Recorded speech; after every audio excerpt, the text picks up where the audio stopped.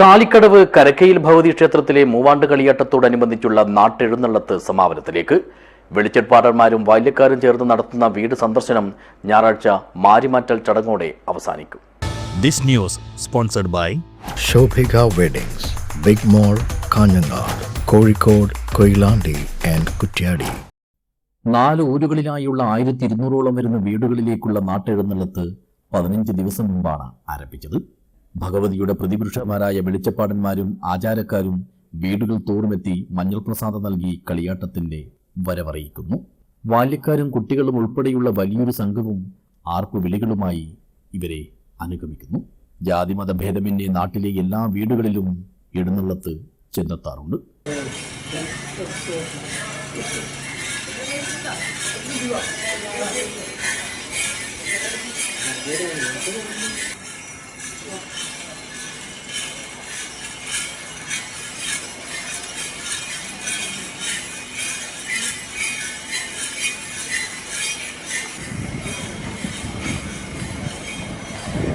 ഞായറാഴ്ച നടക്കുന്ന മാരിമാറ്റൽ ചടങ്ങോടെയാണ് ഈ വർഷത്തെ നാട്ടെഴുന്നള്ളത്ത് പരിസമാപിക്കുക.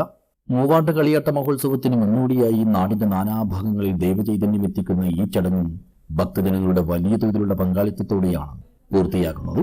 News bureau, Cheruvathur.